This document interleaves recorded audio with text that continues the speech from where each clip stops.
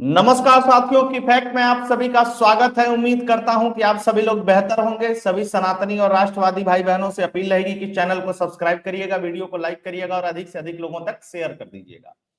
दोस्तों, महाराष्ट्र में तो पूरा का पूरा खेल ही उल्टा नजर आ रहा है। शिवसेना यूबीटी जो पहले जो शिवसेना हुआ करती थी, उनका एक मुखपत्र है। मुखपत्र यानी एक अखबार है जो शिवसेना के विचारों को प्रकाशित करता है। मतलब अब जो यूबीटी है, उद्धव ठाकरे वाली शिवसेना है, उनके पास है उसका अधिकार। उसमें देवेंद्र फडणवीस की तारीफ की गई और उसके संपादक हैं उद्धव ठाकरे। तो जाहिर सी बात है कि उसमें जो संपादकीय छपा जिसमें तारीफ की गई, तो वो तारीफ विदाउट उद्धव ठाकरे तो होना संभव नहीं है। तो उद्धव ठाकरे एक तरीके से देवेंद्र फडणवीस के कदमों में गिर गए हैं अपनी राजनीति को बचाने के लिए। और वो कौन सी राजनीति थी? वो हिंदुत्व की राजनीति थी जिसके बीज बोए थे बाला साहब ठाकरे ने, लेकिन मुख्यमंत्री बनने के चक्कर में उद्धव ठाकरे ने उसको गिरवी रख दिया कांग्रेस पार्टी के पास। अब जब उद्धव ठाकरे को ये लगा कि नहीं भाई, ये जो महाविकास अघाड़ी है मुझको मुख्यमंत्री का उम्मीदवार बना देगी, मैं फिर से मुख्यमंत्री बन जाऊंगा, मेरी राजनीतिक हैसियत बने, और कांग्रेस पार्टी ने नहीं, चुनाव के बाद तय होगा कि मुख्यमंत्री कौन बनेंगे। लेकिन उनका एक पॉपेट है उद्धव ठाकरे का, उसका नाम है संजय राउत। बहुत सारे लोग कहते हैं कि यार संजय राउत पिटा कि नहीं पिटा, ये खबर सही है कि नहीं सही है। बिल्कुल 100%, 200% सही ये खबर थी। अब जरूरी थोड़ी नहीं कि हर चीज का वीडियो ही आ जाए। खैर, संजय राउत पिट पिटा करके वो भी सुधर गया है और वो भी बहुत तारीफ कर रहा है, बहुत अच्छी अच्छी बातें कह रहा है मीडिया में आकर के, अन्य सारी जगह। संजय राउत की प्रॉब्लम क्या है? संजय राउत को सिर्फ राज्यसभा जाना है, उसको नहीं मतलब किसी की किसी राजनीति। तो वो तमाम तरीके की कोशिशें कर रहा है, तमाम उन नेताओं को प्रभावित करने की कोशिश कर रहा है जिसके दम पे वो राज्यसभा जा सकता है। हालांकि मुझे नहीं लगता कि कोई राज्यसभा भेजने में इंटरेस्टेड होगा संजय राउत जैसे नेता को। और उद्धव ठाकरे के पास उतनी सीटें नहीं है कि उद्धव ठाकरे भेज सके। ये तो एक अलग बात थी। अब आपको दिखाते हैं क्या छप रहा है। बधाई हो देवा भाऊ। देवा भाऊ इसी चुनाव में भारतीय जनता पार्टी के नेताओं ने देवेंद्र फडणवीस को कहना शुरू किया। और जब देवा भाऊ कहना शुरू किया, इसके पोस्टर लगे, तो संजय राउत और देवेंद्र फडणवीस, संजय राउत, उद्धव ठाकरे और आदित्य ठाकरे के ऐसे बयान आए जैसे लगा पता नहीं क्या कर दिया। उद्धव ठाकरे ने तो यहां तक कह दिया, आज देवा भाऊ कह रहे हो, कल भगवान बना करके पूजने भी लगोगे। लेकिन आज उन्हीं के मुखपत्र सामना में जिसके संपादक देवेंद्र फडणवीस हैं, वो पहली बार देवा भाऊ कह करके, मतलब देवेंद्र फडणवीस को कह करके बधाई दे रहे हैं। सामना में देवेंद्र फडणवीस की तारीफ संजय राउत बोले, मीठे बोल अचानक क्यों बदले तेवर। देखिए, आ रहा है बीएमसी का चुनाव और भारतीय जनता पार्टी और एकनाथ शिंदे की पार्टी जो कुछ भी जनाधार बचा हुआ है उद्धव ठाकरे का, उसको तोड़ने में लगे हुए हैं पूरी तरीके से उसे तोड़ने में लगे हुए हैं। आपको एक खबर बताता हूं, 5 कारपोरेटर, इनके 5 नगर सेवक जो हैं वो पुणे के, वो भारतीय जनता पार्टी ज्वाइन करने जा रहे हैं। और संजय राउत की जो पिटाई हुई थी उसमें भी मुंबई के नगर सेवक ही शामिल थे, यानी एक तरीके से जिसको पार्षद कहा जाता है या उनके संबंधित जो सरकारें बनती हैं वहां पे किसी भी नगर निगम में, उसकी बात है। वहां जो चुने हुए लोग होते हैं उनको अलग अलग जगह पे अलग अलग उनका नाम है, इसलिए कंफ्यूजन ना हो, मैं बता दिया। खैर, उन्होंने ही संजय राउत को धकिया करके कमरे में बंद कर दिया था। जो 2-4 हाथ लगाए थे उन्होंने लगाए थे उद्धव ठाकरे के सामने, मातोश्री के अंदर। तो एक तरफ उद्धव ठाकरे को बचाना है अपनी राजनीतिक विरासत, दूसरी तरफ उद्धव ठाकरे को यह भी समझ में आ गया कि महाराष्ट्र में न सरकार बदलने वाली है और न केंद्र में सरकार बदलने वाली है। तो इनसे पंगा लेंगे तो अभी तो यहां पहुंचे हैं, इतने गर्त में पहुंच जाएंगे कि हमारे बेटे के ऊपर भी मुश्किल खड़ी हो जाएगी, है ना। पैसे पैसे की तो कोई कमी है नहीं, पावर चाहिए ना।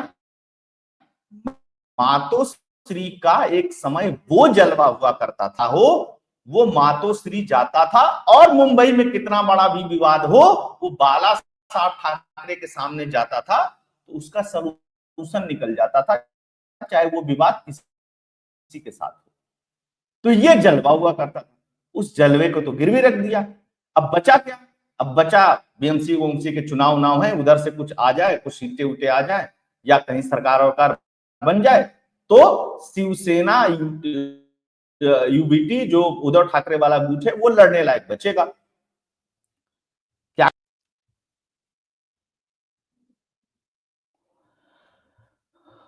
संजय राउत बोल रहा है कि हमने देवेंद्र फडणवीस के साथ काम किया है। फडणवीस की तारीफ पर संजय राउत ने कहा कि हमारे महाराष्ट्र के गढ़चिरौली में अगर नक्सलियों ने आत्मसमर्पण किया और संवैधानिक रास्ते को चुना तो हम इसका स्वागत करते। उन्होंने कहा कि यह काम जिले के संरक्षक मंत्री भी कर सकते थे, लेकिन वहां विकास के बजाय वसूली की गई, जिससे नक्सलवाद बढ़ गया। यूबीटी सांसद ने कहा कि हमने देवेंद्र फडणवीस के साथ काम किया है, वह रिश्ता जारी है, लेकिन हम विपक्ष में हम मुद्दे उठाते रहेंगे। बता दें कि नए साल का पहला दिन सीएम देवेंद्र फडणवीस ने गढ़चिरौली में बिताया और उन्होंने कई सारी परियोजनाओं की का वहां पे शिलान्यास किया, उद्घाटन किया। सबसे महत्वपूर्ण बात, वहां पे बड़े मात्रा में नक्सलियों ने आत्मसमर्पण किया।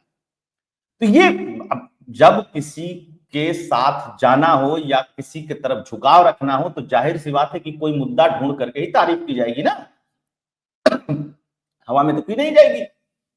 तो हवा में नहीं की गई तो मुद्दा क्या ढूंढा गया कि गढ़चिरौली में जो काम कर रहे हैं देवेंद्र फडणवीस बहुत बढ़िया है। देवा भाऊ तुम एकदम जबरदस्त आदमी हो, क्योंकि इनको पता है कि देवा भाऊ तुमको रगड़ेंगे जरूर, क्योंकि संजय राउत, उद्धव ठाकरे और उद्धव ठाकरे के लड़के ने कोई ऐसी बात नहीं है जो इस देश के प्रधानमंत्री, इस देश के गृह मंत्री और उस प्रदेश के मुख्यमंत्री को नहीं कही है। तो ये उसको सुधारा जा रहा है और वो दिन बहुत दूर नहीं। अभी देखिए बाप बेटा मिलकर के आए थे कुछ दिन पहले, वो दिन दूर नहीं कि हो सकता है कि किसी दिन आपको आदित्य ठाकरे देवेंद्र फडणवीस के पैर पकड़ते हुए दिखाई दे और उसकी फोटो भी मार्केट में आ जाए। वो दिन बहुत दूर नहीं है, क्योंकि कभी भी पॉलिटिक्स में अकड़ नहीं दिखानी चाहिए, और अगर सेम विचारधारा के लोग हो तो इस तरीके से कोई शब्द निकालना चाहिए कि कल को जरूरत पड़े। अब मान लीजिए कांग्रेस को आप कुछ कहते हो, चलो विचारधारा से कोई मतलब नहीं, वोट ट्रांसफर से कोई मतलब नहीं, कुछ वहां होना जाना नहीं, तो समझ में आता है। लेकिन अगर इस तरीके की पार्टियां जिनका दावा है कि हम हिंदुत्व वाली पार्टियां, वो अगर इस तरीके के भाव रखेंगे, इस तरीके के शब्दों का प्रयोग करेंगे, तो जाहिर सी बात है कि पैर में गिड़गिड़ाना ही पड़ेगा। और ये गिड़गिड़ाहट इसलिए नहीं है कि उद्धव ठाकरे को बीजेपी शामिल कर लेगी, ना ना, ये राजनीतिक खेल है और ये खेल इसलिए खेला जा रहा है और इस मौके का फायदा इसलिए उद्धव ठाकरे उठा रहे हैं क्योंकि उधर एकनाथ शिंदे डिप्रेशन में चल रहे हैं। मैं नहीं कह रहा हूं, खुद उद्धव ठाकरे ने कहा है कि वो डिप्रेशन में चल रहे हैं और वो सामना में वो भी छपा हुआ है और बहुत दिक्कत है उनके साथ। तो दोनों बातें एक साथ क्यों चल रही है पैर? इसलिए चल रही हैं कि तुमको अगर जरूरत पड़ेगी, आपको अगर जरूरत पड़ेगी तो हम आपके पीछे खड़े हैं। आप एकनाथ शिंदे का लोड मत लीजिए, तो डिप्रेशन में चले गए, कुछ दिन बाद कुछ और कर सकते हैं। हालांकि उन्हीं की पार्टी तोड़ करके एकनाथ शिंदे मुख्यमंत्री बने थे, तो जाहिर सी बात है कि एक अदावत तो रहेगी रहेगी। लेकिन वो अदावत है क्यों? वो सिर्फ इसलिए है कि देवा भाऊ, मोदी साहब, अमित शाह जी, मुझे बकस दो, मेरी राजनीति पूरी तरीके से खत्म मत करो, ये है यहां, ये मतलब है इसका। अच्छा, और क्या खबर छाप रहे हैं? इसने तो शिवसेना सामना में बहुत सारी चीजें छापी इन्होंने, लेकिन ये देखिए ये कुछ कह रहा है। चेहरा देखे होंगे, इसका फेस एक्सप्रेशन देखे होंगे, इसका बॉडी लैंग्वेज देखे होंगे, तो आपको एक बात समझ में आ गई होगी कि ये पूरी तरीके से औकात में, और ये औकात में रहेंगे। जैसे ये देखिए इसकी आदत है, ये अपने इसका पॉलिटिक्स में, देश की पॉलिटिक्स में, चाहे महाराष्ट्र की पॉलिटिक्स में, इसका कद सिर्फ इतना ही है कि ये बदतमीज है, बदतमीजी की तरह बोलता है, अदरवाइज इसके कहने पे 5 वोट कोई ना दे।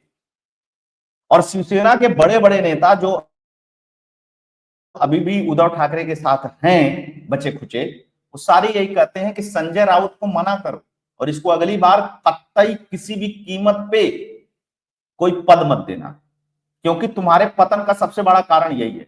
और उद्धव ठाकरे डिप्रेशन में रहते हैं, ये रोज चला आता है मातोश्री, मातोश्री आकर के बैठ जाता है, इनकी पार्टी का राज्यसभा सांसद है, तो कैसे भगाएं? ये उद्धव ठाकरे की मजबूरी है।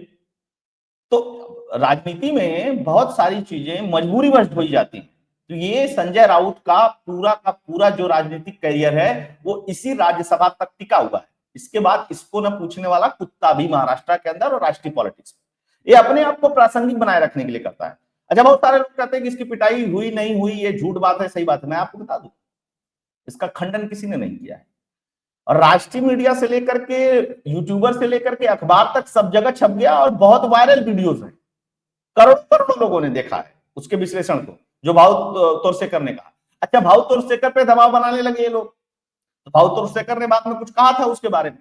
खैर, मेन मुद्दे पे आते हैं जिसकी बात करनी थी। अच्छा, देवेंद्र फडणवीस के साथ तो ये सब हो ही रहा है, इधर देख लीजिए। डिप्रेशन में एकनाथ शिंदे, मुंबई नहीं सतारा में गुजार रहे दिन, सामना में उद्धव ठाकरे का दावा। उद्धव ठाकरे देवेंद्र फडणवीस की तारीफ कर रहे हैं, संजय राउत देवेंद्र फडणवीस की तारीफ कर रहा है। एकनाथ शिंदे पे निशाना है कि वो डिप्रेशन में है। ये निशाना इसलिए है कि जो एकनाथ शिंदे के साथ शिव सैनिक हैं वो किसी भी तरीके से उद्धव ठाकरे के साथ चले आए, क्योंकि बीएमसी का चुनाव है, इसलिए एकनाथ शिंदे के ऊपर ये कटाक्ष किया जा रहा है कि देखो एकनाथ शिंदे को मुख्यमंत्री भी नहीं। दोनों चाल चलेंगे ना, कि अगर इधर गठबंधन हो गया तो ठीक है बीएमसी के लिए, अगर नहीं गठबंधन होता है तो शिंदे हमको निपटा देगा इन सबों के साथ मिलकर के। तो शिंदे को निपटाओ, कम से कम उतनी शिवसैनिक अपने तरफ रहे कि हम लोग इज्जत भाव से चुनाव लड़ लें, कुछ सीटें निकाल लें। इसीलिए कहते हैं ना कि राजनीति में जो कुछ फ्रंट पे दिखता है ना दोस्तों, वो होता नहीं है।